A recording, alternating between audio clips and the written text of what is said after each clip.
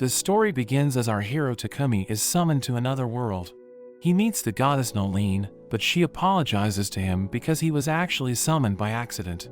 She explains that the summoning spell chooses a number of heroes from a list, but he wasn't meant to be chosen.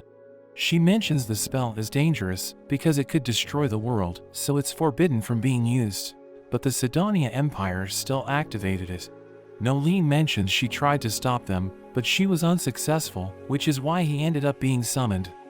Takumi wonders where the other heroes are, so she notes that they were all sent to the Empire where the spell was activated. He realizes it was just a mistake, so he asks to return to his world, but she tells him she can't do it, because she was so angry the Empire used the spell, that she patched it immediately so that it can no longer be used again. She mentions that even if there was a way for him to return, he no longer has a body. He wonders what will happen to him, so she tells him he should start a new life in this world. He asks if he'll also be sent to Sedonia, but she mentions the Empire is problematic, and since he's not a chosen one, they won't treat him well. Nolene feels bad about the situation, so she comes up with the idea to send him to a different nation with her full support. As an apology for everything, he will also receive her blessing, but he's nervous about fighting monsters, so she assures him of her full support. Nolene tells him to check his status, and he's surprised that he's now 17, because in his old world, he was a salaryman in his 40s. She tells him to forget about the past, and mentions he can get one of several combat or production jobs. He thinks about having a peaceful life away from monsters, so he decides to go with production. Nolene gives him a bunch of useful powers and items to help him out, and she sends him to the kingdom of Asgard. He's shocked when he sees his reflection in water, and he goes on to test out some of his new skills. He finds a large piece of high-quality wood, which is usually obtained from wood monsters, so he decides to use his blacksmithing skill on it and turns it into a spear. He also finds a bunch of useful herbs nearby, but he collects too many to fit in his bag. But he remembers that Nolene gave him a special item box, which can hold an infinite number of items. He suddenly hears someone crying for help, and a girl named Molly comes running toward him, with a giant horned rabbit chasing her. It jumps at him, so he's forced to defend himself, and he luckily manages to kill it with his spear. He wonders if he got lucky thanks to Nolene's blessings, but we learn that it was just a coincidence.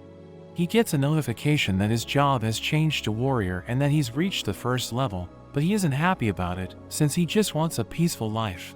Molly thanks him for saving her, and she notes she's from the nearby village of Bour, so he asks if he can also accompany her to their village, and she happily accepts his offer. Before they leave, Molly asks him if he will be taking the rabbit since they're delicious, so he collects it in his item box. Meanwhile, the other heroes reach the Sedonia Empire, where they're greeted by the first Empress Elizabeth. She mentions they were summoned to use their powers as heroes to save the world, but they aren't sure what she means, so she tells them she will explain things later. One of the heroes named Akane suddenly gets her unique skill of revelation, which is a blessing from Nolene, and she's told that if she follows her instincts, she will arrive at the right path, but her instincts tell her that Elizabeth can't be trusted. Takumi arrives in the village, where he meets Molly's parents Bunga and Martha, who thank him for saving their daughter. He uses the opportunity to ask them if he can stay in the village, and they happily welcome him. The blacksmith Bolton tells him they have lots of ore, which gets Takumi excited.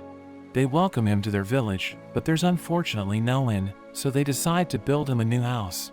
He tries to be useful and uses earth magic to level out the ground, which impresses everyone, but it consumes too much of his mana.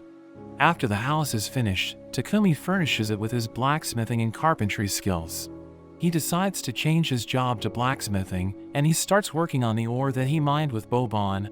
Using his alchemy skills, he converts the iron ore into ingots, and he's excited by all the things he can make, but he becomes so immersed in his work that he runs out of mana and passes out. After that, Martha lectures him to take care of himself, and Bunga gives him a healing potion, so he continues with his alchemy, but Martha and Molly keep an eye on him. He extracts different metals out of the ore, and he uses them to make utensils and tools for his home, which also improves his level as an alchemist to 32. He also uses his magic to assist Bour with his work, and his blacksmithing level reaches 40, but he notes that he wants to be an alchemist. Takumi asks Bunga if he can borrow a few potions from him, but he thinks they're all basic, Takumi mentions he needs them to try and make potions himself using the herbs, so Bunga offers to buy them once they're ready. He starts working and mixes herbs with water, but his potion turns out different in color from the sample he got from Bunga, and he senses mana from it, so he wonders if it's because he used water magic to prepare it. He wants to test it out, but he knows it could be dangerous, so he decides to gain resistance and raise his light magic level by eating wild herbs. He reaches his limits as he almost dies after eating a dangerous herb, but he uses healing magic to save himself and he ends up gaining the purification magic. A huge armored boar suddenly appears behind him, so he's forced to defend himself as the boar rushes at him. He throws a knife to distract it, but it has no effect, and even a direct hit with his spear doesn't hurt it. He uses wind and earth attacks, but they also fail to cause any damage. He thinks there must be a way to defeat it, and he notices a poisonous spider behind the bushes. He thinks it also wants to attack him, but he soon realizes that it's already injured. The spider instead jumps at the boar, but even its poison has no effect, which makes Takumi worried.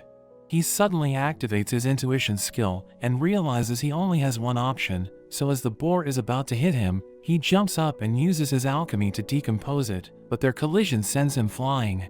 He gets back up and uses his magic to heal the spider since it tried to help, but he learns that he successfully tamed it, and he decides to name it Maple because the pattern on its back looks like a maple leaf.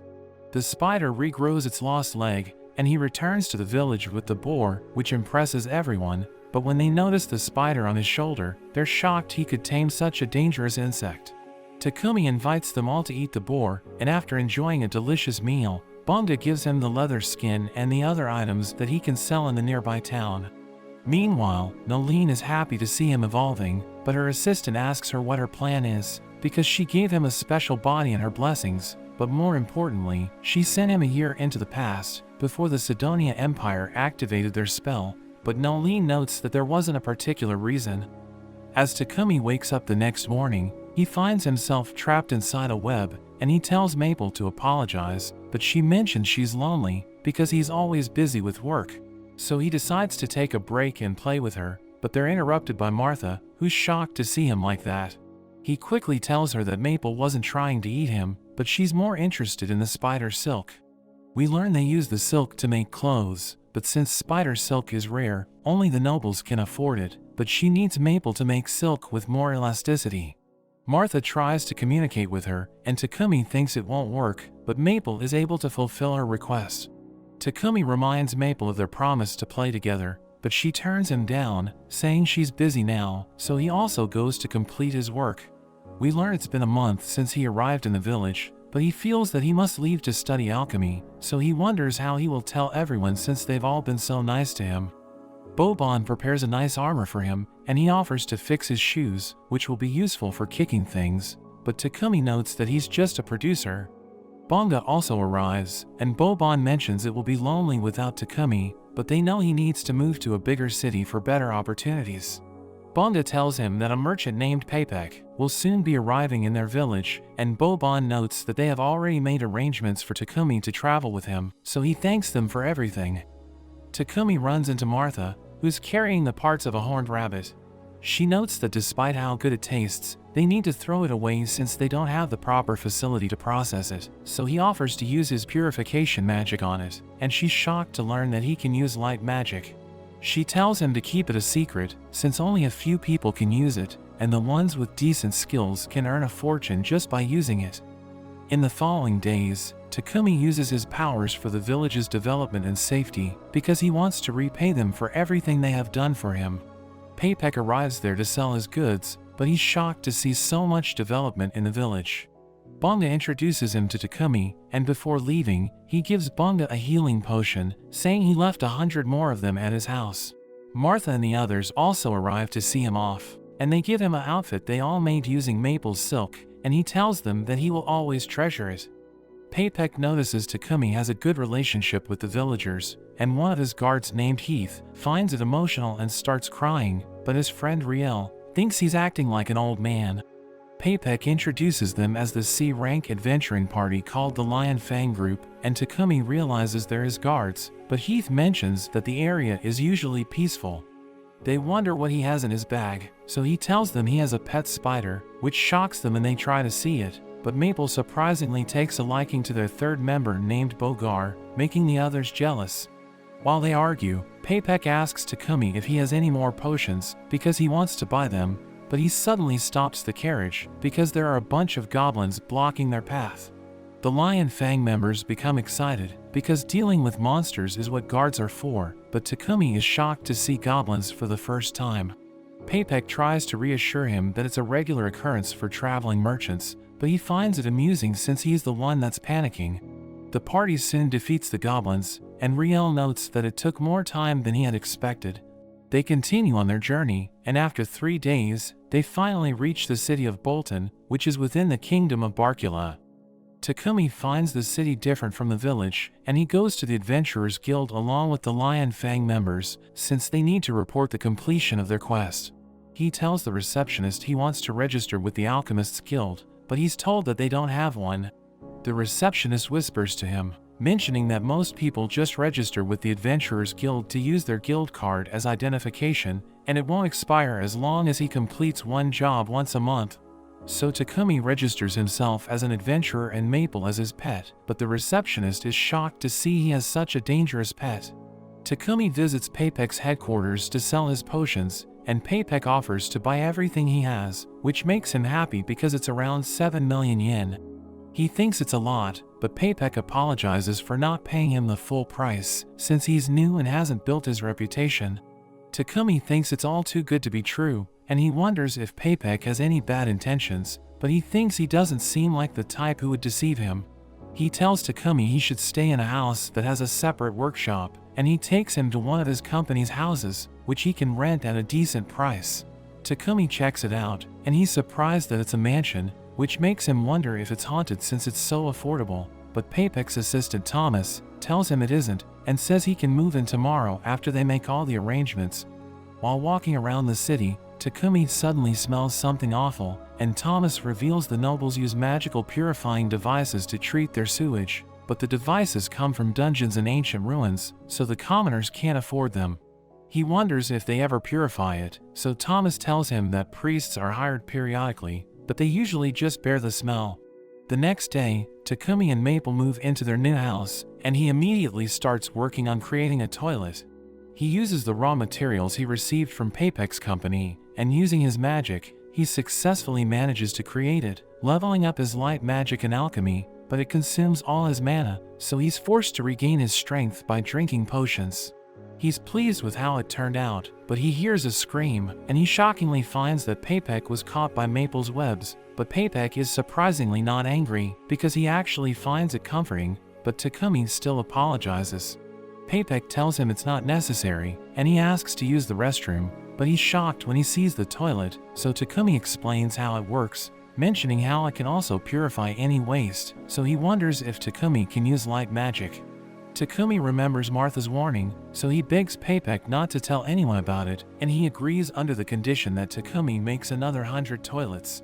Takumi agrees to do it, but he notes that it's a lot of work, so he thinks about hiring someone, but Papek suggests he form a contract with a slave, because they'll be bound to secrecy by magic, and he can also use them for his protection in the management of the house. Papek also tells him that his aptitude for light magic means he was chosen by the god, or the Church of Divine Light that heads the Holy Empire of Sedonia, but the church picks anyone with the aptitude for light magic and exploits them for their healing magic. He believes their project will get the church's attention, which makes Takumi wonder if they should proceed with it, but he notes that he has a plan, and for it to work, they must keep his identity hidden. Takumi mentions he isn't in favor of using slaves, so he will do all the work himself, but they're interrupted when his guild card suddenly starts glowing, and he receives a message that he must complete a quest within 1 month of joining the guild, so he realizes he will need help. They go to the Mulan Trading Company, which is famous for slave trading in the city, and while Papek goes inside, he asks Takumi to wait in the garden, but he meets an elf named Sophia, who tells him to go home, because it's not a place for a kid. Takumi meets the owner of the company named Mulan, and Papek tells her about Takumi's reluctance to form a slave contract, but she explains that in their kingdom, slaves have rights, saying that according to the rules, the owner must honor the slave's general rights and take care of their needs. Both parties are forbidden to harm each other, and the owner can't force their slave to perform actions that aren't written under the contract, while the slave must also protect their master's secrets. This surprises Takumi, and she explains that there are different kinds of slaves. There are those who can't repay their debt and become slaves until they can buy back their freedom, and criminals who accept a contract to be reformed, or prisoners of war that accept a contract to earn a place to live. There are also contracts for those attacked by bandits, but Papek notes a prisoner of war would be the most preferable, because they can't be freed without their master's permission, which makes her wonder what kind of trouble Takumi might run into. Mulan asks Takumi for his opinion, so he tells her he has skills that he wants to keep secret. He notes that since he's a part of the Adventurers Guild, he may visit dangerous places or search for rare items, so he'll need someone who can fight and accompany him on these missions, but she notes that managing a mansion and protecting him as a bodyguard are two different roles, so he would need 2 slaves. She introduces them to an orphan girl named Maria, who was kidnapped by bandits when she was just a child, so they have trained her in general housekeeping. Takumi tells her about his mansion, and when she says she can handle all the work, it surprises him because he didn't think such a cute girl wasn't already under someone's contract. She gets flustered and says she can't sleep with him, which freaks him out because he wasn't looking for that. She asks him if he's alright with her just handling the housekeeping, so he confirms it, and she thanks him for choosing her. Mulan notes that they don't have any war slaves at the moment, so Maria reminds her of Sophia, but she tells her to stay out of it and start packing. Takumi asks her about Sophia, so she mentions she has a few problems, but he still wants to meet her. He wonders if it's because of his intuition skill, but he can't let it go and decides to follow his gut. Mulan introduces them to Sophia, who we learn was captured 50 years ago during the war between the kingdoms of Triaria and Yugur, but ever since then, she hasn't formed a contract with anyone. She tells him Sophia has injuries on her body, so she can't fight and she can't use her magic either, because it has been sealed away. Takumi asks to speak with her alone, so Mulan leaves, telling Sophia to take care of him. He introduces himself to her, and she tells him she won't be useful to him, but he suddenly grabs her head and looks into her status. He's shocked to see she's a skilled warrior, and he thinks that if he can heal her wounds and remove her curse, she will be a great asset. When Mulan returns, he tells her he wants to form a contract, which makes her happy, but Sophia is still hesitant about it. After that, they complete the paperwork, and Mulan sets up the magical contracts between them. Maria and Sophia thank their new master, but Takumi thinks he should be the one thanking them, and Sophia asks him to stop being so polite with them, but Mulan thinks he will be a good master. He takes Maria and Sophia to his house, but they're shocked to see Maple. He tells them they will all live together and they get separate rooms, but Sophia thinks it will be too luxurious for them, so he mentions it isn't a problem since they have plenty of rooms, and their house also has a nice bath, which they can use whenever they need. The girls enjoy a nice bath, and Maria mentions she never thought Mulan would let Sophia go, because she never sold her to a customer no matter how much money they offered for her. Sophia gets lost in her thoughts, and when Maria asks her about it, she notes that in their contracts, most of the entries about Takumi were left blank, including his birthplace and lineage, so she wonders if he's hiding something. Takumi prepares dinner for them, which makes Maria embarrassed, since it's part of her job to cook, but he assures her it's alright, saying she can assist him with cleaning. He tells them to join him at the dinner table, because he wants to do everything together, and he also asks them to call him by his name instead of master. Takumi meets Papek at his company, who hands him the things he requested. On his way home, Takumi finds a church, where he's surprised to see a statue of Nolene, and he thanks her for her blessings, but it makes him wonder why she was bad-mouthing Sedonia when she first summoned him. He suddenly gets teleported to her, and she notes that she isn't a part of the Divine Church or the Sedonia Empire. He wonders how he got there, so she reveals that his prayers reached her, and she quickly called him up. She explains there are 2 religions in the world, the Church of Creation and the Church of Divine Light. The Church of Creation has always worshipped her from the start, but the Church of Divine Light was recently created, along with its god that doesn't exist. After it was founded, the Holy Empire of Sedonia used force to rapidly spread the influence of their church and opposed the Church of Creation, but she couldn't interfere in the petty affairs of humans, so Sedonia was able to activate their summoning spell. She notes that her blessings will last forever, but the part of her blessings that helped him meet people and grow will come undone since his tutorial is almost over, so he will start encountering people with bad intentions. Meanwhile, in the Holy Empire of Sedonia, the Emperor asks about the 3 heroes who were summoned, so he's told they're being trained, and while they were hesitant at first, the Empress was able to convince them to help the Empire. We see 2 of the heroes, Akira and Yamato, training, and their instructors motivate them to give it their all, but when they tell Akane to do the same, she refuses because she doesn't like violence, but Elizabeth appears, and she notes that it isn't violence, saying it's the strength needed to save their world. Akira tells Akane she doesn't need to worry because he will always protect her, which impresses Elizabeth, but Akane still thinks she's dangerous. Takumi returns home, but he slips and falls over, so Sophia tries to help him pick up his things, but he uses his magic to send his package into his item box, which makes her suspicious.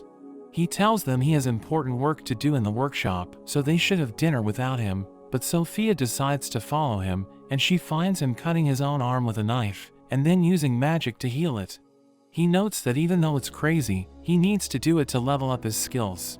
He also notes that what Maria did was cruel, and hearing Maria's name gets Sophia worried, so she rushes to confront him, but she loses all her energy and collapses onto him.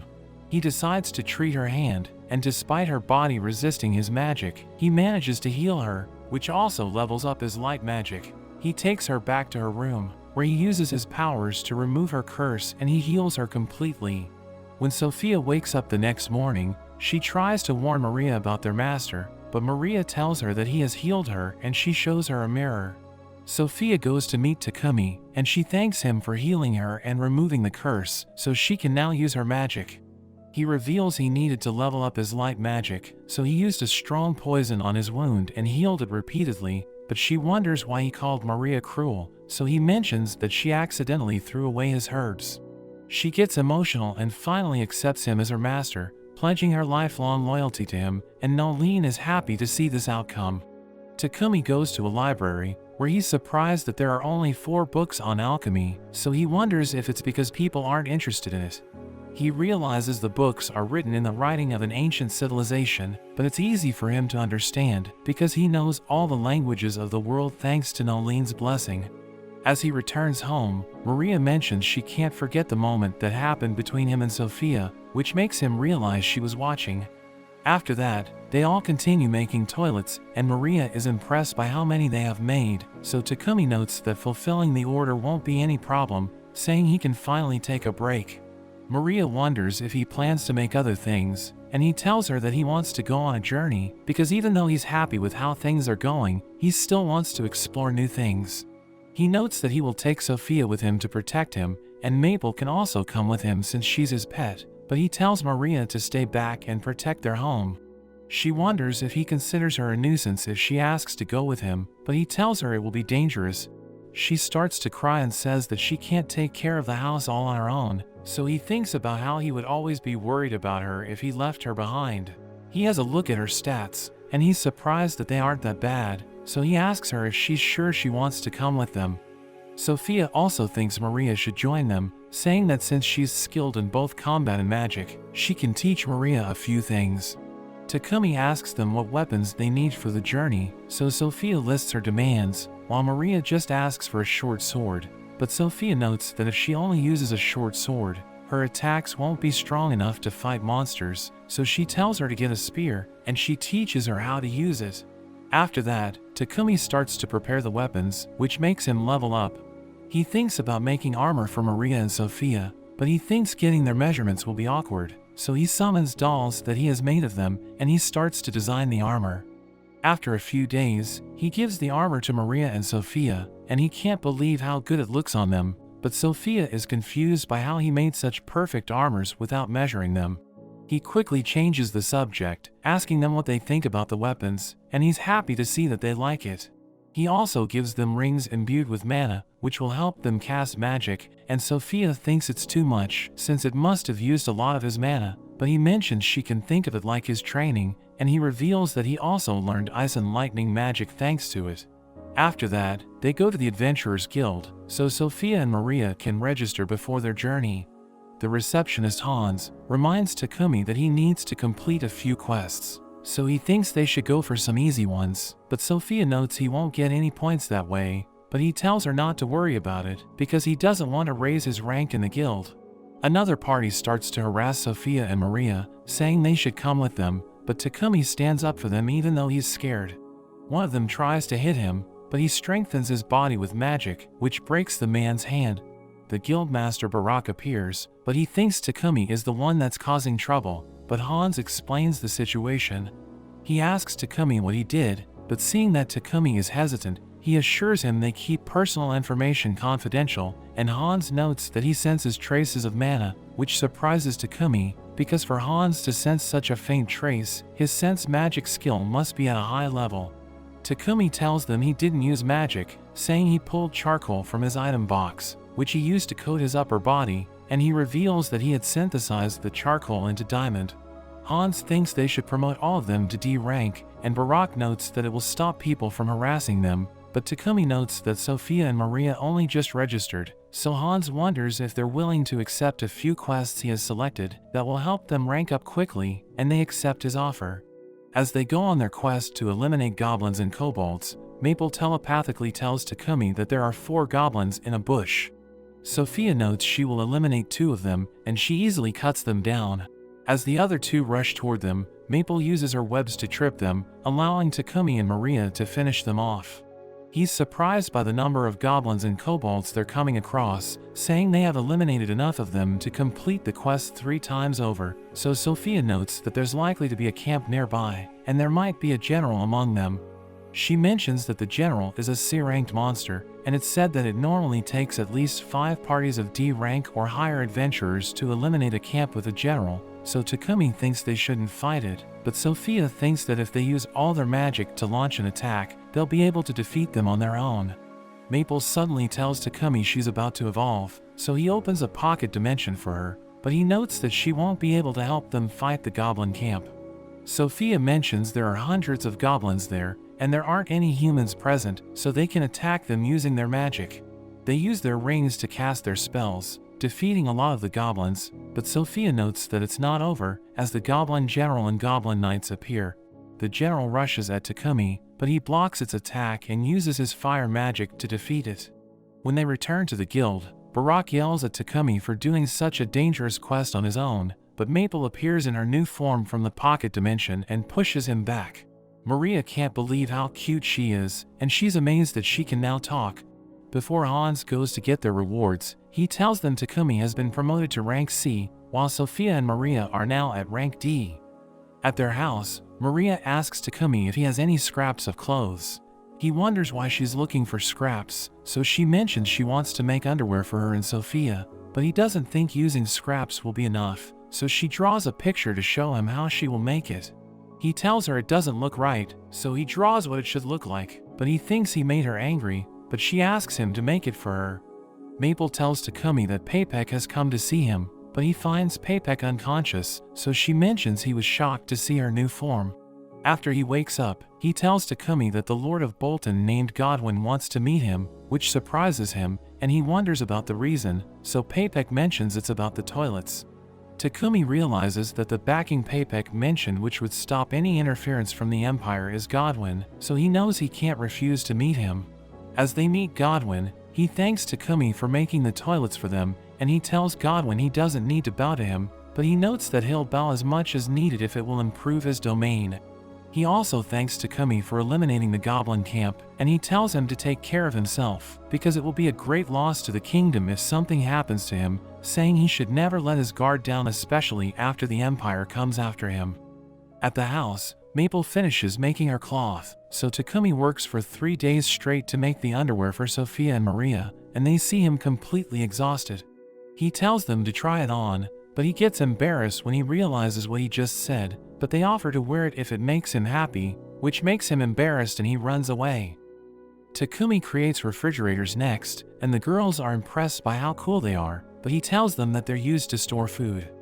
He mentions he'll be starting another project, and Sophia wonders what he'll be making next, so he tells her he was thinking about upgrading their equipment.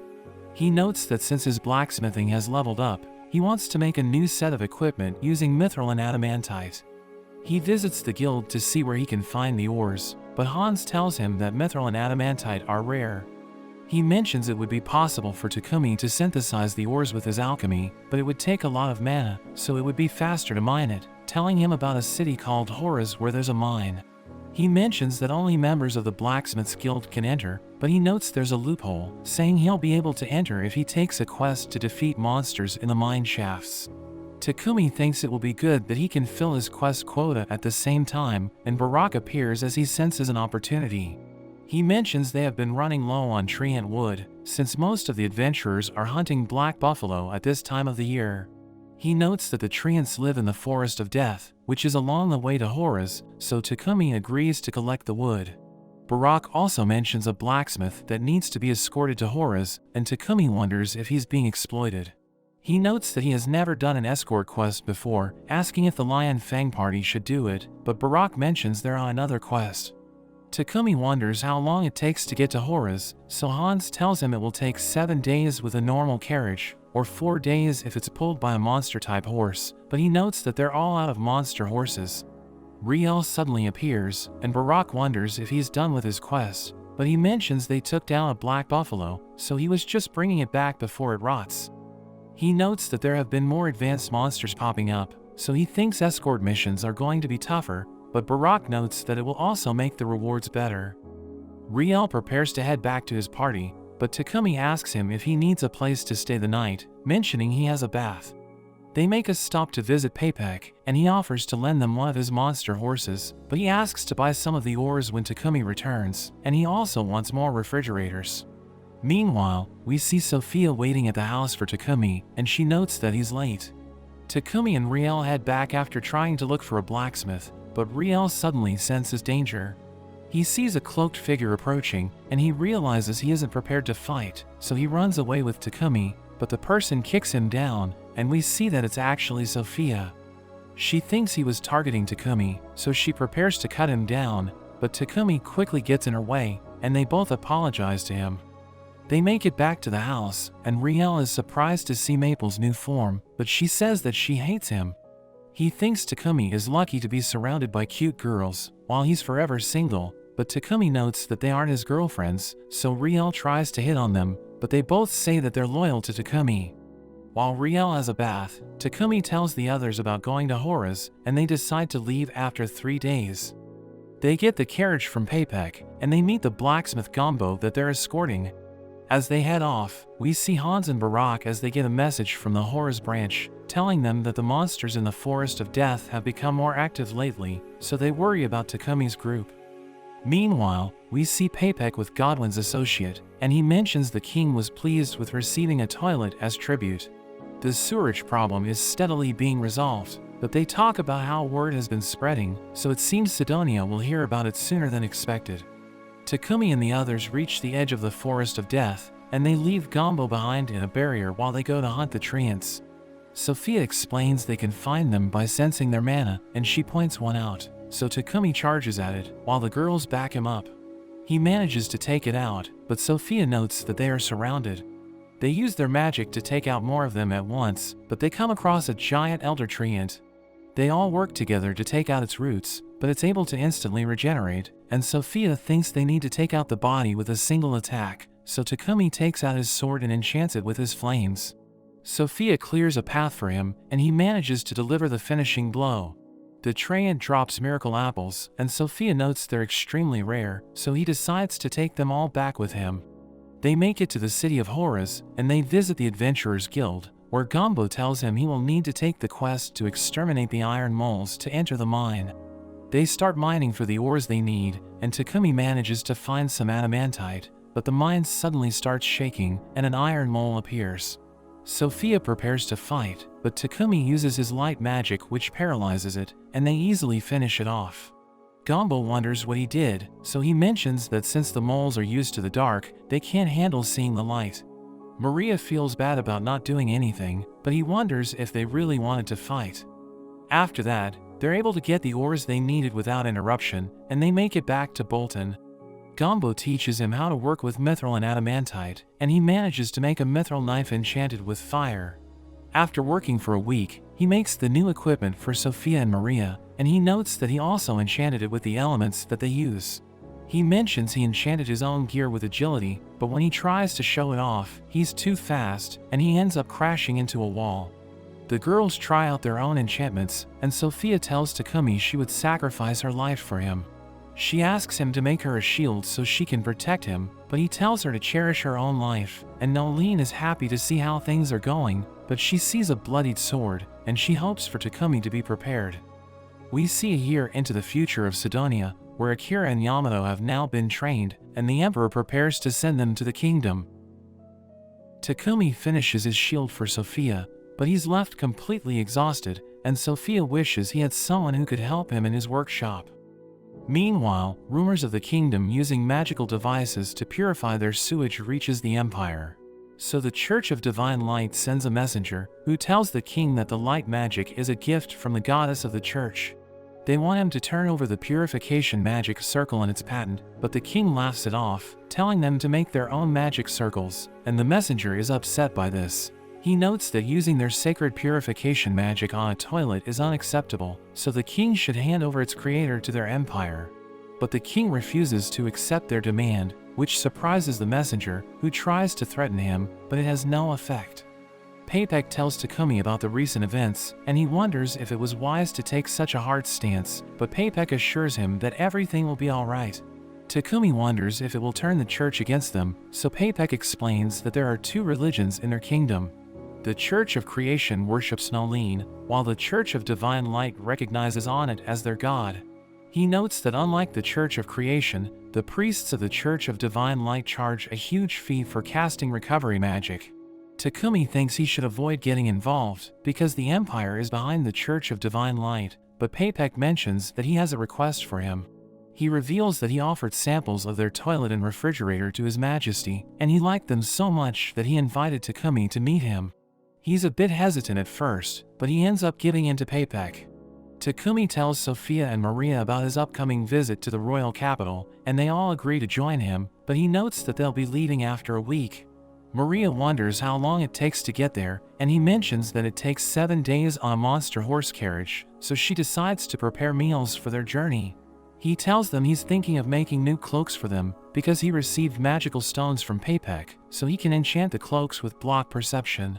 Sophia believes it will be useful in combat, and he notes that it will also help them avoid unwanted attention. In the market, Maria tells Sophia about her concern that Takumi isn't taking care of his health, and she agrees with her.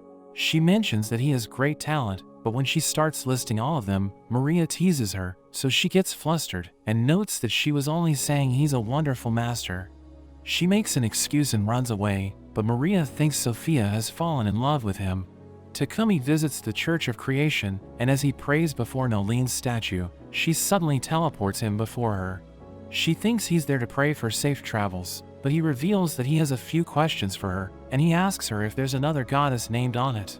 But she tells him she's the only goddess, saying he'll learn about Onit in the future, and she wonders why he's curious. So he tells her that the Empire has been drawing closer to him, which makes him wonder if the interference from Sedonia was because of the blessings she gave him. She notes that he was summoned because of Sedonia, but he wonders what happened to the other heroes that were summoned by the Empire, since he hasn't heard anything about them. But she reveals that she messed up, and sent him 1 year before the other heroes were summoned. She mentions that there are still a few months left till they arrive, so he wonders why she went to the trouble of sending him a year earlier. But she dodges his questions, and notes that they're short on time. She reminds him to bring sweets the next time they meet, and she sends him back. He wakes up in the church, and he realizes that she didn't want to answer his question, but since he has no intention of meeting the heroes, it doesn't matter to him. 10 months in the future, we see Akira training with his master, who praises his quick progress, while the other heroes silently observe him. We return to the present, as Takumi finally prepares the new cloaks. He notes that they look good no matter what they wear, but Maria mentions that he's exaggerating. After that, Takumi shares his plan to make his own carriage, because it's better to build a comfortable one for himself, instead of borrowing it every time. He mentions that they still need to borrow a monster horse from the guild, but Maria tells him about the Forest of Death just outside the city, which is filled with monsters. She thinks they can easily find unicorns or drake horses there, which are far superior in terms of strength and speed. They soon leave for the forest, and on their way, Takumi wonders if the drake horses are a type of dragon monster. But Maria and Sophia tell him that they look just like ordinary horses, with the only difference being their rhino-like horns and the dragon scales covering their bodies. Maple asks them to hurry up, and Sophia notes that she seems to be excited, so Takumi reveals that she must be hoping for them to find someone like her. Their conversation is interrupted, because Sophia senses something dangerous in the forest and she prepares to fight. But the wolf passes right by them, since they're wearing special cloaks, which are designed to block perception. Takumi is happy with his creation, but Sophia surprises him by taking it off, since she wants to fight and grow stronger. They soon take out a wild boar, and Maria is excited because she'll prepare a delicious meal for them, but Takumi also spots a dead treant.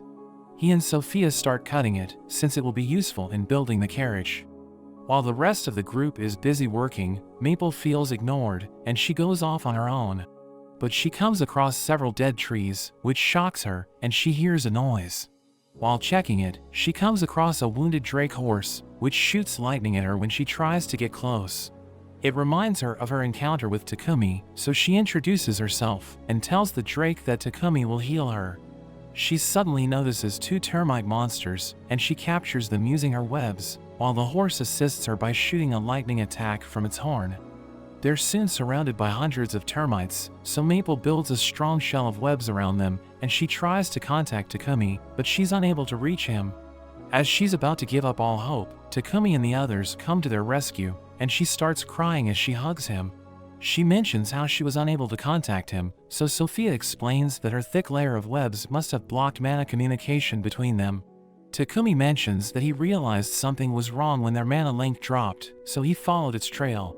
Maria notices the unconscious drake horse, and Maple asks Takumi to heal it, but its protective shield repels his magic.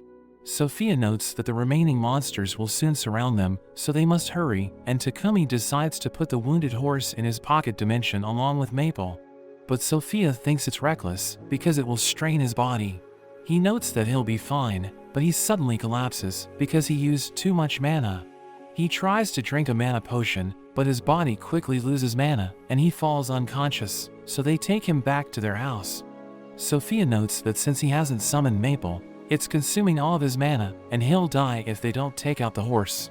She kisses his hand, and asks Maple to open the pocket dimension, so that the horse can escape. But Maple fears that the horse will get scared in an unfamiliar location, so Sophia tells her to prepare a protective shell just like before. After that, Maria goes to Papex Company to get medicinal herbs for monsters, while Sophia stays by Takumi's side. The next morning, Takumi wakes up and finds Sophia sitting beside him, so he acknowledges her efforts to save him and mentions how much he appreciates their help. They all visit the garden, where Maple has been taking care of the drake horse, and Takumi realizes that they've become good friends. He introduces himself as a friend of Maple and starts using his healing magic, which helps the horse regain her true strength. He wonders what he should name her, and Maple suggests that just like her, he should name her after a leaf. So he decides to call her Camellia, because the camellia tree retains its leaves throughout the year, blooming with red and white flowers. In one of the slave trading companies of the royal capital, we see a man shopping for a slave, but when he finds a young girl named Reva, he wonders how she'll be useful to him. She tells him she'll study hard and prove her usefulness, but he rejects her, saying he needs someone who can be immediately useful, which breaks her heart. She apologizes to her master, who tries to console her, telling her he's hopeful a good master will show up someday, but she notes that he's been saying that for several years. She remembers how she had to leave her family and become a slave so that they could live a better life. Meanwhile, Takumi tells Maria and Sophia that he'll go to the workshop once again, which upsets them because he couldn't get much rest in the past few days. Takumi visits the guild, where he notices someone complaining to Barack about a monster. So he asks Hans about it, and he tells Takumi about the recent reports of a dangerous monster in the city. He shows Takumi a sketch based on reports from the witnesses, but he notes that it hasn't caused any damage yet. Takumi mentions that he came to register his new pet, and he opens his pocket dimension. But everyone freaks out, because they recognize Maple and Camellia as the monster that has been frightening everyone. Meanwhile, Sophia visits Nolen, asking her if she has a slave who can help Takumi with his work, but she notes that she can't help them. She mentions that she'll contact other companies, and she compliments Sophia, telling her she's changed since she formed a contract with Takumi. Sophia runs into Maria in the market, and they both discuss how despite wanting to help Takumi, they're unable to share his burden. Maria mentions how Sophia has started to soften her expressions from time to time, but she still admires her brave side, which embarrasses Sophia, and she reminds Maria that they need to hurry. They soon reach the workshop, where they're shocked to see Takumi sleeping, but Gombo explains that he's been working so much that he fell asleep. He warns them that if he continues in the same manner, his health will deteriorate. After that, Takumi finishes the carriage and presents it to Sophia and Maria, who are both surprised by how much space they have inside it. He reveals that he enchanted it with spatial expansion, and he takes them on a test drive, where Sophia notices that despite their high speed, she can hardly feel any shocks. They reach their destination, where they meet the Lion Fang, who will escort them during their journey. They're soon joined by Godwin and Papek, who want to see Takumi's carriage from the inside, but upon seeing it, he shouts in excitement because he's never seen such an impressive carriage. He asks Takumi how he made it, and he's willing to pay a great reward for all the information, but Godwin stops him since he's confusing Takumi. Godwin also admires the carriage and notes that he would happily pay 100 platinum coins for it, which makes Takumi happy because it's equivalent to 1 billion yen. They finally start their journey to the royal capital, and on their way, Godwin discusses with his assistant how Takumi has had tremendous success in a short period. Godwin knows that he'll soon receive even more fame and recognition, but they must protect him from their enemies. Several months from the present, we see Akane in Sedonia, where she reads a book on how Onit created mankind and other creatures. But she stops as she notices a beast girl with a collar on her neck, and she realizes how humans mistreat other living beings. Back in the present, Takumi's group finally arrives in the kingdom's capital, and he's happy they didn't face any trouble with the monsters. But Riel notes that whenever the monsters showed up, Sophia and the others took care of them in a flash. After arriving at the inn, Papek tells Takumi he should build another carriage for the king, but he notes that they have an audience with the king in 5 days, so he tells Takumi he should build it once they return to Bolton, but he thinks he can build it before their meeting. Even though he's confident that they can find all the required materials in the capital, he's worried about finding enough space for him to work. But Papek mentions that he'll take care of it, which relieves Takumi. Takumi tells Sophia and Maria about their plan, and he mentions that they'll go to the Palom Trading Company. Sophia recognizes it as a trustworthy slave trading company in the capital, which is owned by a man named Bolton. She tells Takumi not to push himself, and she suggests finding someone who can assist him in production. But he mentions that he already has them, so she mentions how they can't help with his alchemy. Takumi meets Bolton and explains that he needs someone who can help with his alchemy, so Bolton notes that he must find a helper with magical aptitude. Maria tells Sophia that she's unable to find Maple after she went to explore the company's building, so Sophia goes after her, but she hears someone scream. She finds Reva, who's scared to see Maple, but Sophia notes that she isn't dangerous. She notices Reva has an alchemy book, and she goes on talking about her passion for it. After that, Sophia runs into Takumi, and he tells her to accompany him because he'll be meeting a candidate. They soon meet Reva, and Takumi introduces himself to her, but she's surprised to see Sophia there, and Takumi notes that he'll be happy if she knows about alchemy. She's excited to hear it, but she stops herself because she remembers the remarks of the previous customer. She thinks she isn't good enough, but Sophia notes that she's learning different types of magic all by herself. She mentions that Reva has an alchemy book, and they realize that she and Takumi have similar ideas when it comes to alchemy. He wants to test her knowledge, so he gives her an alchemy circle and asks her if she can recognize what it's for. She correctly guesses it, and he's impressed by her knowledge, so he invites her to join his group. They establish a contract, and she requests him to send all of her wages back to her home because she wants her brother to live a better life. But Takumi thinks that if he sends all of her wages to them, she'll remain a slave forever. Sophia believes it should be an honor for Reva to work under him, and she'll learn new skills that will allow her to earn a living. She soon meets the remaining members of their group, who are all excited to see her, and she thinks she'll have a great time with them. Meanwhile in the Empire, the Emperor gets angry at the kingdom for rejecting their demands, but Lady Elizabeth advises him against fighting directly because they'll soon be summoning their heroes, so they should simply spread hatred against the kingdom. Takumi shows his alchemy skills to Reva, which impresses her, but he mentions that she'll soon be able to create similar alchemy circles. She doubts her abilities, but he notes that she's genuinely interested in alchemy, which is the most important quality for an alchemist. Takumi finally prepares the carriage, and while he's admiring it, an old man asks him if he owns it. Takumi tells him he made it for the king, which impresses him, and he thinks Takumi is brilliant. He reveals himself as the king, which freaks out Takumi, but he notes that it's just an informal meeting. His subjects wonder why he changed their meeting place, so he explains that he wanted to personally thank Takumi for solving their sewage problem. He mentions that he would normally throw a lavish party in his honor, but it would bring unwanted attention, which Takumi understands. He thanks Barkula for defending him against the Empire, but he thinks it's his duty as king to protect his people. Takumi's party leaves the palace after receiving their rewards from Barkula, who orders his men to keep their meeting a secret. After returning to Bolton, Takumi buys the mansion he was renting, but Maria and Sophia refuse to accept their wages, which surprises Reva. They think he's already providing them everything they need, but he mentions that they should build their savings for when their contract ends with him. Sophia notes that she'll probably outlive him because she's an elf, so she'll spend the rest of her life protecting his grave, and Maria wishes to be buried right next to him. Meanwhile in Sedonia, a soldier presents Takumi's sewage cleaning device to Elizabeth, and she thinks their enemies don't fear Onit's anger. She notes that they won't tolerate those who threaten their church's dignity, so they should eliminate the threat as quickly as possible. Reva tells Takumi she wants to register as an adventurer so that she can increase her mana and help him in alchemy. He takes her to the guild, where she soon gets her adventurer card, and she thanks Hans for helping her send money home.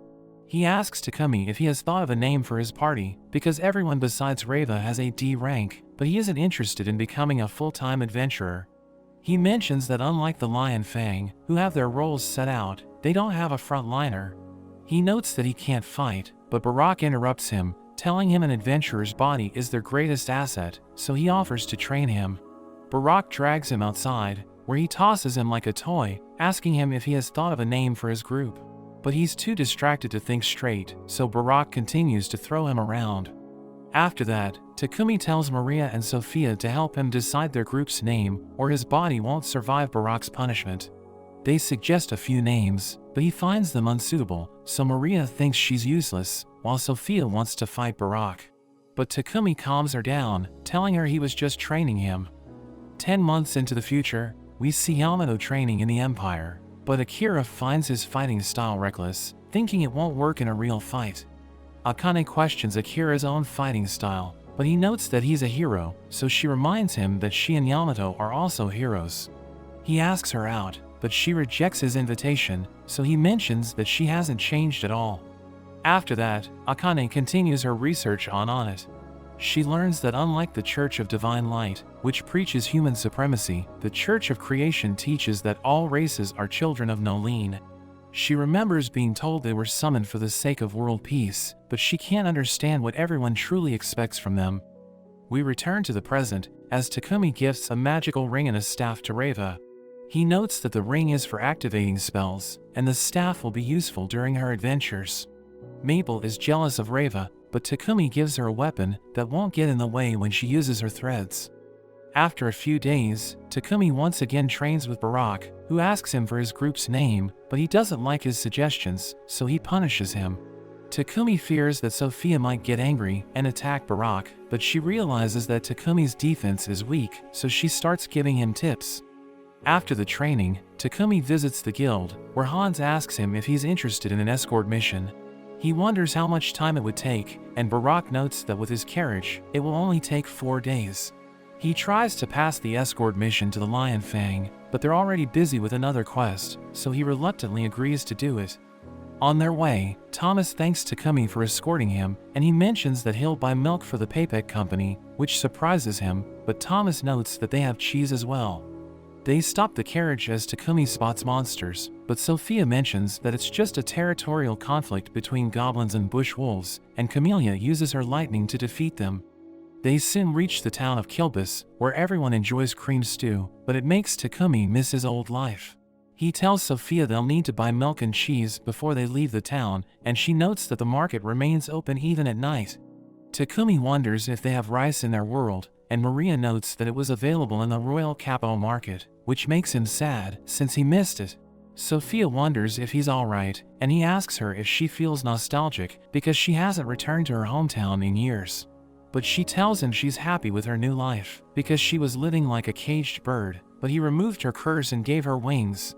He realizes that Nolene gave him wings as well, so he decides to name their group the Wings of Nolene. After completing their escort mission, Takumi's party returns to Bolton, but 2 nights afterward, he realizes that the mansion is filled with paralysis poison. He notices 2 masked men, who have captured the girls, but as they try to attack him, Maple helps him defeat them. He heals everyone using his magic, but Maria wonders why the poison didn't affect him, so he explains that he and Maple are resistant to poison and paralysis. She asks him what they should do with the ones outside, and they're all surprised to see that she has already captured several attackers. Sophia notes that they were trained, and he tells her to bring Barak, who quickly arrives. After checking the scene, he asks Takumi to report the incident to Godwin, because the situation appears to be serious. Takumi learns that the attackers are part of the Divine Light Squadron, which executes the people who defy the teachings of their church. Godwin tells him that the Sedonia Empire was behind the attack, and it was probably because of his purification devices, which caused them financial loss. Takumi thinks he should hide in another nation, but Godwin thinks he would be much safer in Bolton, because everyone there is willing to support him. Barak tells him that he only needs to worry about his safety during the adventures, but Takumi thinks about taking a break from adventuring. But Barak notes that his party is one of the strongest, so they can't take a break, and Sophia assures him she'll protect him, while Barak thinks their training will make him stronger. Takumi heads to the guild, where he registers their new party name. But Hans tells him that according to the rumors, the recent attack on him was linked to a large bounty on his head, so he needs to be careful. Takumi tells Sophia and the others about the security concerns, and they try to assure him that they'll be vigilant next time. But he notes that in addition to the guards around their mansion, they will need other security measures. He decides to surround the mansion with a magical barrier, which will stop anyone who isn't registered with it, and Reva offers to help him. Sophia suggests they should find an attacker or a tank, and all the girls agree it shouldn't be a man, so Takumi wonders where they can find such a person. Sophia notes that a few adventurers operate alone, but it wouldn't be easy to establish trust between the group, so she thinks he should try the Mulan Trading Company. He agrees that having someone bound by contract would be safest, but the girls tell him he could trust them even without their contracts. At night, the royal knights guard the mansion, and while the girls sleep, Sophia notices Takumi is still working. The next morning, Reva helps Takumi with the alchemy, but Sophia offers to help them, so he tells her to engrave the magical circles on the metal shields. Maple and Camellia play with a toy golem, and Reva thinks Takumi should also get a golem, but he notes that his current mana manipulation skill isn't high enough to control it. He successfully creates the magical barrier, which impresses Sophia, and he mentions that if he can level up his spell control skill, he might be able to create a golem's control core. Meanwhile, in the Sedonia Empire, the Emperor learns about the failed attack on Takumi. He realizes that they've already been exposed, but Elizabeth suggests that they should put off dealing with the kingdom and instead focus on summoning the heroes. He asks about the progress of the summoning, and a man named Homer tells him that they failed to analyze the magical circle they discovered in the ruins. But they can still activate the summoning by understanding the ancient texts, and he mentions that it would take them a maximum of 2 to 3 months to gather enough mana for the summoning. Takumi practices controlling the golem using a magic stone, but he isn't successful, and Maple wonders why he wants a golem when he already has them. He explains that they might get attacked once again, and they don't know how the enemies will infiltrate. She wonders if he can tame a golem, and he likes the idea. So Sophia tells him that iron golems appear in the ancient dungeon near Horus, and he's surprised hearing this, since he's never been in a dungeon. He notes that they should visit the dungeon, but she thinks entering it would be dangerous without a tank. Takumi takes the group to the ruins, where they soon spot a giant golem around 3 meters tall, and Sophia thinks they're lucky to find it. She notes that he should attack its control core in the center, which would kill it, but he mentions that a dead golem would be useless for them. It senses their presence, which scares them, and Sophia thinks they should abandon the mission since it's too dangerous, but Takumi thinks it will serve as a great ally. He charges at the golem, and Sophia tells everyone to cover him, but he stops them from attacking because he senses a connection between them. They think he's incredibly brave, but we learn that he's scared, and he's just facing the golem because he can't sense any hostility from it. He realizes that it was protecting the ruins related to Nolene, and since the goddess blessed him, it isn't attacking him. He soon manages to tame it, which surprises everyone, and he decides to name it Titan because of its huge size. Maple notes that it's trying to say something, and Takumi realizes that it needs a more versatile body, but Sophia thinks they can't enter the city with such a giant golem. He decides to use his pocket dimension, but it surprisingly transforms into a much smaller golem. Maple requests Takumi to help them communicate with it, and he mentions that he'll try his best. Several months from the present, Akane notices Yamato and Akira bullying the soldiers and playing around with girls, but when she confronts them, they tell her to mind her own business. Takumi meets the girls, and he mentions that staying with him will put their lives in danger, so he wants to dissolve their contracts, but it makes everyone sad. Maria tells him he'll need to go through her if he wants to dissolve their contracts. She wonders why he always prioritizes their safety over his own, so she reminds him that they're the Wings of Nolene and he can't fly without his wings. After seeing their reaction, he realizes that his decision to end their contracts was wrong, and they all assure him that they'll stay by his side to protect him. Takumi finally prepares a new body for Titan, and Maple is happy that he can finally talk to them. He notes that its equipment includes a mace, a shield, and several other things, but most importantly, it can transform into a much larger Titan. Nolene watches them from above, and she thinks Takumi is being too adventurous. Her assistant tells her that they've started to sense traces of Onit's existence, which surprises her, since she shouldn't exist at all. She notes that it's probably because of years of faith in the Church of Divine Light, and she mentions that it will soon convert into an evil spirit, which will lead to a war in the human world. Nolene agrees, but she notes that she can't interfere directly, which is why she sent Takumi to the human world. In a flashback from 1 year ago, we see a deserted town near Bolton, where the residents are forced to leave their homes due to the nobles' mismanagement. A girl named Mani is one of them, and we learn that she lost her husband because he couldn't receive proper treatment. We return to the present, as Godwin learns that over 1,000 citizens have been driven out of their village. Another lord named Rockford took care of them, but he can't continue sheltering them, so he needs Godwin's help to find a new home for the people. He notes that they need enough space to accommodate everyone, so they only have one area as their option, but it's filled with monsters, so it will be hard to develop there. Meanwhile, Takumi tells his group that they should try a challenging dungeon, so they go to the second most difficult A-rank dungeon, which is called the Forest of the Beast King. But he's surprised there's a sky and a huge forest, even though it's underground. His party takes care of all the monsters they encounter with the help of Maple, who detects the enemies before they can reach them. Titan deals with all the strong monsters' attacks, allowing them to quickly clear all the floors and collect treasures along the way. After a day, they finally reach the last floor, which makes them excited, but Takumi accidentally steps on a trap, which causes a giant ball to roll after them, so they jump into a narrow passage to save themselves. As they continue moving forward, Maple senses a presence, so they prepare to fight. But they see an S-ranked Earth Dragon, so Maria and Reva freak out, while Takumi mentions that he should have brought the Greater Titan. He tells Maria and Titan to hold its tail, and they all attack it, but they realize it's still alive, and it sends Titan flying into the wall. Sophia tells him about its weak spot, and he summons Camellia, who charges at its flank. Takumi thinks it's his chance to strike it down, but he realizes that it might burn him if he gets too close. So he enchants his sword with lightning, and throws it into the dragon's mouth, killing it in an instant. Camellia evolves into a dragon horse, and Takumi finds a dragon part, so he thinks he can make something out of it, which amuses Sophia, since he's behaving like a true producer. After returning from the dungeon, Godwin summons Takumi, and asks him if he knows about the undeveloped land in the south. He notes that he heard it was filled with monsters, which is why even the neighboring nations ignore it. Godwin mentions that the Triaria Kingdom tried to invade it, but their invasion failed, and it led to their decline. He asks Takumi if he could build a village on that land, because he knows about his impressive work at the village of Bour.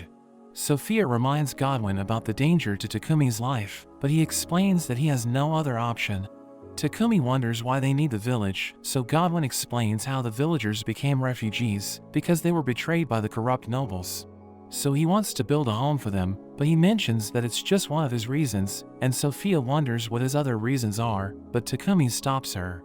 He remembers how the other people helped him when he first arrived in the world, so he decides to help them, which makes Godwin happy. Takumi turns down the offer to be escorted by knights, and the Wings of Nolene set out on their mission to build a new town. They soon arrive in the undeveloped land and start building walls using earth magic. They continue to use their magic to develop the area, and they're soon able to complete it. Takumi sends Sophia to request the transfer of refugees, which surprises Godwin because they only started working 10 days ago. The refugees are ordered to move to the southern frontier, but they think it's still filled with monsters, so they're afraid that the authorities are trying to get rid of them. But they're surprised that there's already a wall surrounding the village, and Takumi gives them a warm welcome, telling them he built the wall to protect them from monsters. He explains that he built houses for both the refugees and the nobles who will govern them, and there's also a barracks for the knights. Dorn wonders if he used magic, and he admits that he did, but he explains that the village isn't finished yet. The villagers are happy with their new home, but Sophia notices that Mani looks depressed, so she asks her if she's alone. She notes that her husband passed away in her old village, and Sophia wonders if she wants to work for Takumi. Mani meets Takumi, who wants to hire her as his helper, but she rejects his offer because she doesn't trust nobles. Maria tries to convince her, but Takumi gives her more time to think about it, and she thinks she can't stay there because she refused to work for him, so she leaves the village. She walks into the forest, but she immediately regrets her decision as she hears a roar. Maple tells Takumi about the monster's arrival, and everyone thinks they need to fight because there are no soldiers in the village, but they're shocked to see Titan. Takumi tells Dorn to raise the drawbridges to protect the villagers, but Mani gets trapped outside. Everyone starts looking for her, and they learn that she was last seen going outside, so Takumi decides to rescue her. Mani realizes that she's surrounded by wolves, and she thinks she's doomed, but Takumi suddenly arrives to save her. He quickly takes care of the wolves, and she warns him that more monsters will arrive, but he assures her it won't be a problem. His party joins them, and Sophia informs him that they've taken care of all the monsters, but Mani notices a small wound on his arm, so she wraps it up. She thanks him for saving her, and he mentions that he won't allow anyone to get hurt in their village, so she realizes that he's nothing like the corrupt nobles. She wonders if she can become his maid, and he happily allows her to join his group, so everyone gives her a warm welcome. Dorn meets Godwin and tells him about Takumi's new town development, which impresses him. But the news also travels to the Empire, and they feel threatened because they know that the knights guarding the fortress are from Bolton. They realize that Takumi is behind the overnight construction of the fort, and Elizabeth thinks they can't allow them to do as they please. They start their summoning ritual, which causes a mana disturbance throughout the continent, so Takumi realizes that the other heroes have arrived. 3 months later, we see Nolen watching the events unfold, and she's impressed that the heroes of Sedonia are already at rank A. Elizabeth mentions that it's time to introduce them to the other nations, and Akira and Yamato think they're destined to save the world, so they're excited to show off. Akane isn't interested, but she plays along, telling them she wants everyone to recognize her. We learn that the village is now known as Wedge Fort, and the villagers have learned from the craftsmen of Bolton, so they now know how to make weapons. Takumi realizes that the village is starting to prosper, and he's glad that everyone's enjoying their lives. Maple shows Sophia a bush lizard, and she notes that she has never seen it before, thinking the monsters in the area are getting stronger. She reports it to the others, and they think they need to exterminate the monsters, but she explains that they still aren't a threat to Wedge Fort, so there's no need to wipe them out. She believes that the monsters from nearby habitats are moving closer to them because of the mana they felt 3 months ago. After that, Dorn tells Takumi that Barak has a quest for him, and he reveals that everyone's talking about the heroes of Sedonia in Bolton. Takumi asks him if they appeared 3 months ago, and Dorn wonders how he found out, so everyone realizes that they caused the mana disturbance. That evening, Takumi and his friends talk about the heroes, and Maria thinks Nolen sent them to guide Sedonia to the right path. But Takumi knows that the Empire used forbidden magic to summon them, and he hopes they're good people so that they'll correct Sedonia's misguided policies. We see the heroes as they prepare to leave the Empire, but the others see Akane's slave Lulu, and they think she doesn't deserve to be in their carriage. But Akane explains that she's her attendant, and she tells Lulu to join them. At the Adventurers Guild, Hans tells Takumi that the heroes have dark hair and black eyes, so he wonders if they're also from his world. Hans tells him Papek wants to hire him to escort them to the royal capital, and he decides to accept the quest. Takumi returns home, but Mani asks him if she can join them, because she doesn't want to be left alone in the mansion. He explains that escort missions are dangerous, but the girls convince him to let her join them, and she tells him she can use earth magic, so he allows her to tag along. We cut to the heroes, as Akira mentions that there are elves in the royal capital, and he wants to buy them. Yamato notes that they're already past level 30, and he thinks it's only a matter of time before they become the strongest. But Akane thinks she needs to do something to make things right, and she believes the expedition is her only chance to do that. We return to Takumi, as the receptionist tells him they have completed the quest, so he and Sophia have reached the A rank. But the heroes suddenly appear, and they tell everyone to get out of their way. An adventurer asks them if they're newbies, but Akira punches him, telling everyone to respect them because they're heroes. He wants to buy the girls from Takumi, but he refuses to sell them, and tells the heroes to leave, so Akira and Yamato become upset. They try to attack him, but he breaks Akira's sword, and easily takes Yamato down. Akira can't believe his holy sword has been destroyed, but Takumi knows that it's just an ordinary sword made from magic iron. Akira tells him things won't end well for him, but Takumi reminds him that they're surrounded by other adventurers, so the heroes decide to leave. Akane apologizes for their behavior, and she asks for Takumi's name, so he introduces himself. She recognizes his name, because her revelation skill told her to look for him, but he stops her from talking, and tells her about his plan to stay at the lakeside hotel. We see Takumi's group at the hotel, as he tells the others he met the heroes, and Sophia mentions that they're terrible people, but Akane seems to be nothing like them. He notes that he told her about their plan to stay there, but he realizes that he was careless, and he worries about her safety. We see Akane running away with Lulu, as the guards of Sedonia tell her to come back, but Sophia knocks them out, and tells Akane to head to the hotel. She meets Takumi's group, and he tells her he's also from her world, saying he's there because of the other heroes. The girls are surprised hearing this, so he decides to tell them everything, but asks them to keep it a secret. They realize that he's an emissary of Nolene, and Akane thinks Sedonia is the villain, because they used a forbidden spell to summon the heroes. He thinks they're planning to go to war with other nations, and they're using the heroes to incite the masses. He asks Akane about Akira and Yamato, so she reveals that they've changed after they were summoned. She notes that she didn't trust Sedonia, so she purified the food they gave her, but Akira and Yamato can't use purification magic because they focused on training with a sword. Takumi thinks Sedonia placed drugs in their food to brainwash them, but she suddenly begs him to save her, because she doesn't want to return to the Empire. But he mentions that they'll hunt her down, and he sees Lulu's collar, so Akane tells him she doesn't like it, because it's proof that Lulu is her slave. He removes it with his magic, but she's worried that Akane will leave her, and she tells her she has nowhere else to go. But Akane explains that she won't abandon her, telling her they'll still be together as friends.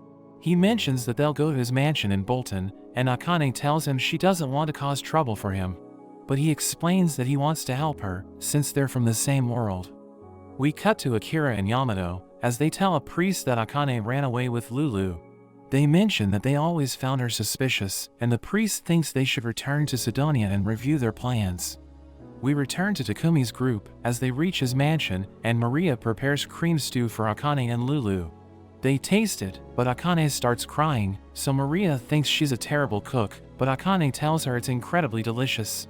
Takumi realizes that she wasn't able to relax after she was summoned, because she never trusted Sedonia, and it's the first time she was able to get a taste of home in this world. We see a knight guarding the village, but he realizes that there's something moving in the forest. He's surprised to see a monster stampede, and he tells everyone they need to send a messenger to Bolton. That evening, Takumi tells the girls he'll dissolve his contracts with them, so they become upset, but he explains that they'll still be together as family. He notes that he's been with them for a long time, and they've already formed a strong bond, so he thinks they no longer need the contracts. He asks them to keep supporting him as his partners, and he dispels their contracts, telling them he's happy to have them around. He starts working on 2 holy swords, but he suddenly receives a notice from the guild, which tells the high-ranking adventurers to gather because there's an emergency in Wedge Fort. Takumi meets the members of Lion Fang, and he wonders what's happening, so Bour reveals that a horde of monsters is attacking Wedge Fort. We learn that the other parties are busy with their quests, so they're the only ones who made it there, but Hans notes that another party will join them.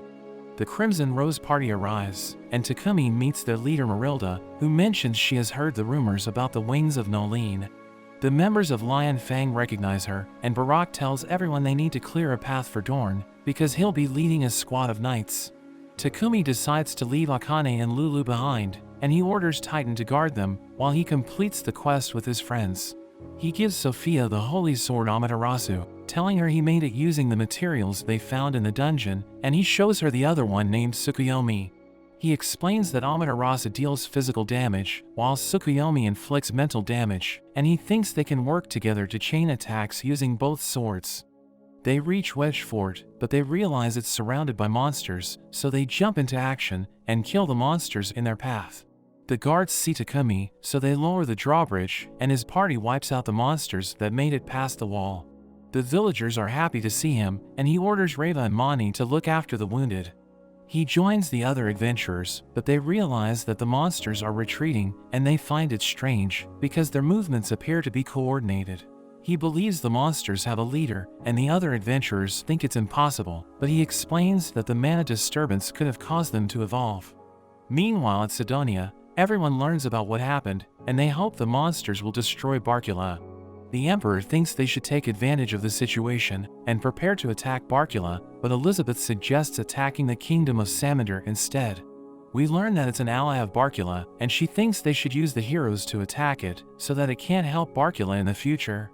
We return to Wedge Fort, as Reva gives Sophia her food, but she reveals that she's worried about Takumi, because he's giving all of their potions to the injured villagers.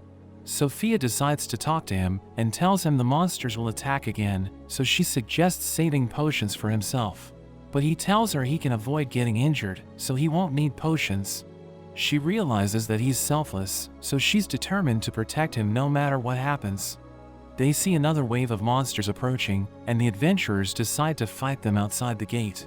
They realize they're vastly outnumbered, but the mages blast the monsters with their spells, and the warriors cut them down. They decide to split up, because the monsters are everywhere, and Sophia blows them away with her tornado spell. But Takumi tells her she's advancing too quickly, so he tells her to slow down. The monsters suddenly retreat once again, and everyone realizes that a giant creature is eating them. A 2-headed dragon appears, and it attacks Sophia, and Takumi realizes that it's the one leading the monsters. It tries to crush her, but he saves her, and notes that they should have brought Titan with them. It starts attacking everyone, but Sophia uses her magic to draw its attention, and she tries to dodge its attacks, but she gets burned by its flames. It prepares to finish her off, but the other girls blast it with their spells, and she gives her sword to Takumi, who uses it to attack the dragon with a wind vortex. He consumes all of his mana to power up Tsukuyomi, and cuts the dragon in half with a single hit. He heals Sophia, and asks her why she's so reckless, so she reveals that she just wants to protect him, but he tells her she could have died. She thinks her life is worthless, but he tells her not to throw it away. The other adventurers reveal that the monsters have been wiped out, but he suddenly collapses. He later wakes up, and everyone's glad he's okay, as Marilda tells Sophia he's amazing. We see Akira and Yamato slaughtering the villagers in Samander, and they think they're doing well without Akane. But they want to get more action, so they end up slaughtering the entire village. That evening, Takumi and his friends return home, and they enjoy a meal together, but they realize that Sophia is acting strange. The girls think it's because of Takumi, so he decides to talk to her, and apologizes for yelling at her. She tells him she's willing to sacrifice her life to protect him, but he tells her he wants to spend his entire life with her, so he doesn't want her to die. She promises to stay by his side, but Akane interrupts them, telling them the food is ready. After a few days, we learn that Godwin allowed Takumi to let Akane and Lulu stay in his mansion, but he mentions that the heroes massacred the villagers in Samander. Akane blames herself because she could have prevented the massacre if she was with them, and she's determined to stop them the next time she sees them. After that, Takumi talks to Nolene and asks her why she summoned him a year before the other heroes arrived. He thinks she has a plan, but she tells him his fate is in his own hands, and he mentions that he'll protect everyone important to him no matter what happens. He notes that he enjoys his life as an alchemist because he can create anything he wants, and he gives her sweets as an offering. She knows that he has a rough path ahead of him because he's the only one who can save the world, but she believes he can do it, thinking he'll become the greatest alchemist of all time. But that's where this video ends. Remember to like and subscribe to the channel. Thanks for watching, and I'll see you next time.